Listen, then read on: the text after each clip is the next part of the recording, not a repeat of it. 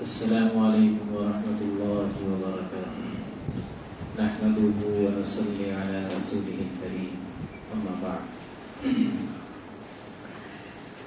محترم دوستو بزرگوں اور میرے عزیز ساتھیوں،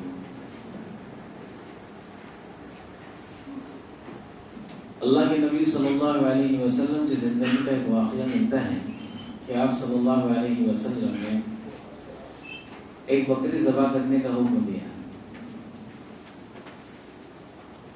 لہذا جب بکری ذبح ہو گئی تو اللہ کے نبی صلی اللہ علیہ وسلم نے اپنے گھر والوں سے کہا کہ اس کو تقسیم کرا، جو مستحق ہے اس کو صدقہ دیا جائے۔ لہذا بکری کا کچھ حصہ غلاموں کے ذریعے تقسیم کیا گیا۔ اما عائشہ رضی اللہ عنہا سے اللہ کے نبی صلی اللہ علیہ وسلم نے پوچھا، اے عائشہ، کیا بکری تقسیم ہو گئی؟ تو اما عائشہ رضی اللہ عنہ نے کہا کہ ہاں، پوری تقسیم ہو گئی، صرف ایک ران بچی ہے۔ یہ جو مانڈی کا حصہ ہوتا ہے پچھلے پیر کا، صرف ایک ران بچی ہے۔ تو اللہ کے نبی صلی اللہ علیہ وسلم نے فوراً حضرت عائشہ کی بات کو آخرت کی طرف لے گئے، اور میں عائشہ یوں نہ کہے کہ ایک ران بچی ہے، جو خرچ ہو گیا وہ بچ گیا۔ کیا فرمایا؟ جو تقسیم ہو گیا وہ بچ گیا، یعنی وہ آخرت کے لیے کیا ہو گیا؟ ذخیرہ ہو گیا۔ یہ تو اب جو ہے باقی ہے، یہ جب تک خرچ نہیں ہوگی، یہ تب تک اس میں دوام نہیں آئے۔ تو اللہ کے نبی صلی اللہ علیہ وسلم کی عادت شریفہ تھی کہ کسی بھی چیز کو اللہ کے نبی صلی اللہ علیہ وسلم آخرت سے جوڑتے تھے، تاکہ یہ سمجھ میں آ جائے کہ اصل آخرت ہے، دنیا عارضی ہے۔ تو اس واقعے سے ہم کو یہ بات سمجھ میں آئی کہ ہم نے جو لگا دیا اللہ کے راستے میں وہ کیا ہے؟ ہمارا ہے، اور جو ہم نے اللہ کے راستے سے بچا لیا وہ ہمارا نہیں ہے۔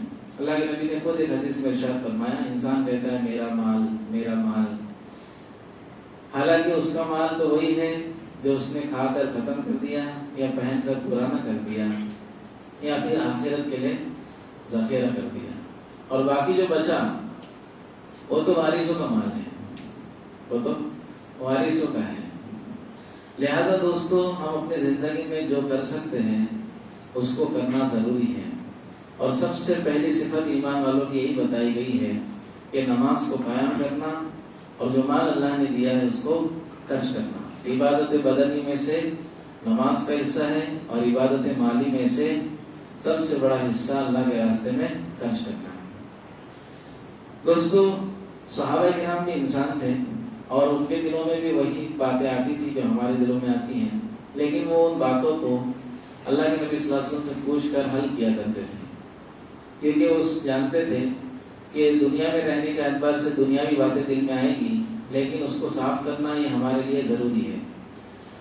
جب سورہ توبہ کی آیت نازل ہوئی کہ جو لوگ سونا چاندی جمع کرتے ہیں اور اس کو خرچ نہیں کرتے اللہ کے راستے میں، تو آپ ان کو دردناک عذاب کی خبر سنا دیجئے نبی جی، اور پھر آگے سزا بھی بتائی کہ اللہ رب العزت کل قیامت کے دن ان کے جمع کردہ سونا چاندی کو پترے بنائیں گے، اور ان کو تپایا جائے گا، اور پیشانیوں پر، پہلو پر، پیٹھ پر اس سے داغا جائے گا۔ تو ہم بھی یہ سنتے ہیں، صحابہ سے بھی سنا اللہ کے نبی صلی اللہ علیہ وسلم سے۔ تو صحابہ پر یہ آیت بڑی شاق گزری، مطلب بہت دشوار گزار ان کو یہ آیت لگی کہ جو بھی مال ہم جمع کر رہے ہیں، اگر اس کا یہی حال ہوگا تو پھر کیسا چلے گا؟ ہمارے اعمال تو دھرے کے دھرے رہ جائیں گے۔ تو حضرت عمر رضی اللہ عنہ نے اس بات کو اللہ کے نبی صلی اللہ علیہ وسلم سے پوچھا ہے کہ اللہ کے نبی صلی اللہ علیہ وسلم، پھر تو ہم کچھ اپنے پاس رکھ ہی نہیں سکتے، اتنی خطرناک وعید ہے۔ تو اللہ کے نبی نے فرمایا، اے عمر، اللہ رب العزت نے پھر زکوٰۃ کیوں فرض کی ہے؟ اس سے مراد یہ ہے کہ زکوٰۃ کو اگر تم ادا کرتے ہو تو تم سونے کا پہاڑ بھی تمہارے پاس ہے تو اس سے تمہارے نقصان ہونے والا نہیں ہے۔ اسی لیے اللہ رب العزت نے مثالیں رکھی صحابہ میں، حضرت عبد الرحمن بن عوف، حضرت عثمان غنی، یہ اتنے مالدار تھے دوستو۔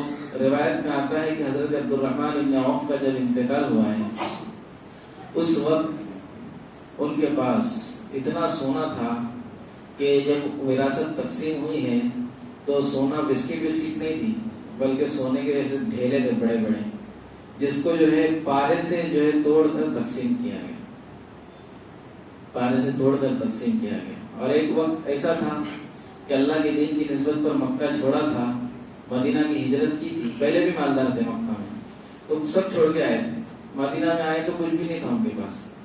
تو جن صحابی سے ان کا بھائی چارہ کرا اللہ کے نبی صلی اللہ علیہ وسلم نے، تو انہوں نے کہا کہ میرے پاس اتنا مال ہے آدھا آپ کا، میرے پاس یہ ہے کھیتیاں ہیں آدھی آپ کی۔ تو عبدالرحمن بن عوف نے کہا کہ یہ سب جو ہے آپ کو مبارک ہو، مجھ کو بازار کا راستہ بتا دو صرف، باقی کیا کرنا ہے میں کر لوں گا۔ مطلب تجارت میں بڑے ماہر تھے، بازار گئے اور تجارت شروع کی، اور کچھ ہی دنوں کے اندر اتنا پیسہ جمع ہو گیا کہ انہوں نے نکاح کر لیا۔ یہ مشہور واقعہ ہے۔ اور پھر اللہ رب العزت نے جتنا مکہ میں ان کے پاس مال تھا اس سے کئی گنا زیادہ عطا فرمایا۔ تو یہ صحابہ کرام کو ان کے مال نے نقصان کیوں نہیں پہنچایا؟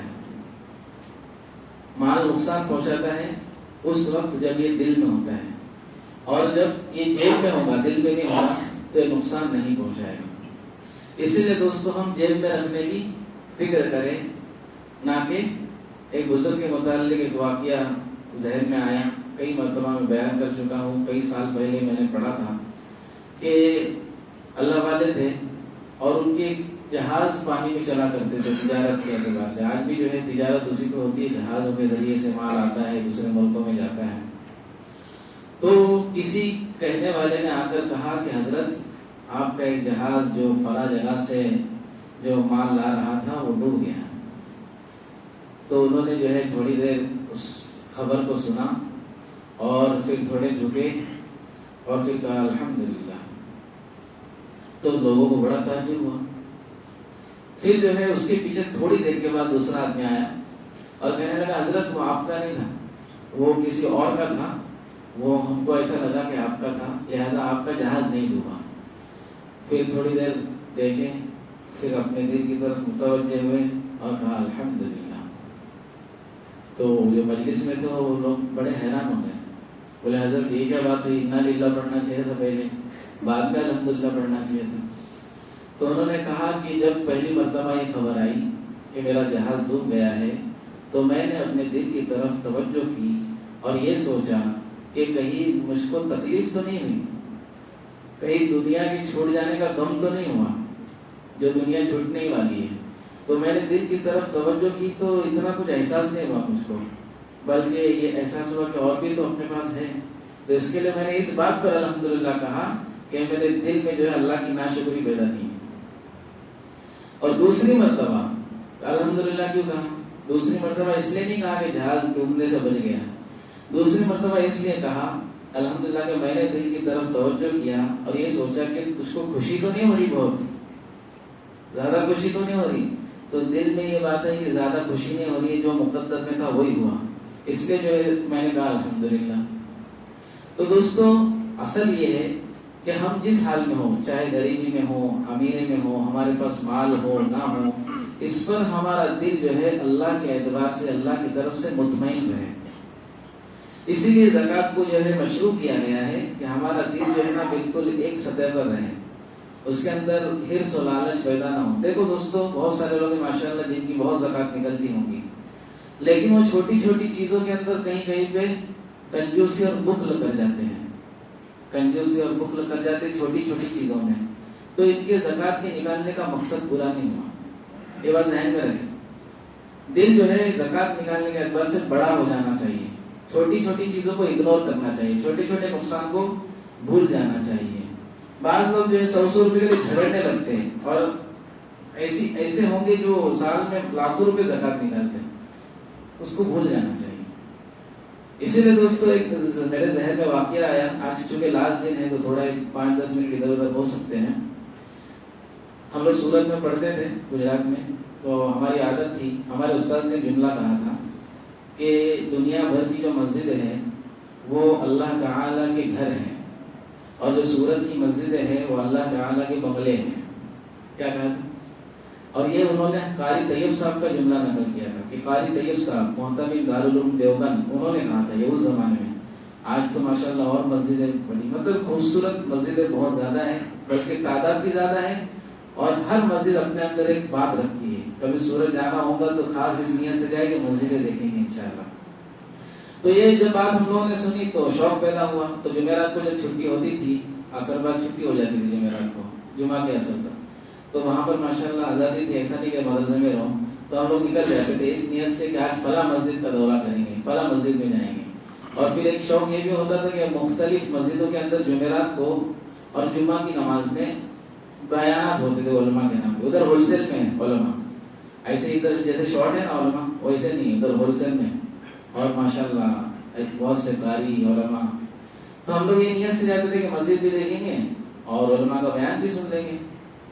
جمعہ کے دن بھی وہی ہوتا تھا، جمعہ کی نماز کے لیے ہم ہر جمعہ کو الگ مسجد میں نماز پڑھتے تھے، اور یہ نیت ہوتی تھی کہ مسجد بھی دیکھیں گے، بیان بھی سنیں گے، اور مسجد ہے ماشاءاللہ.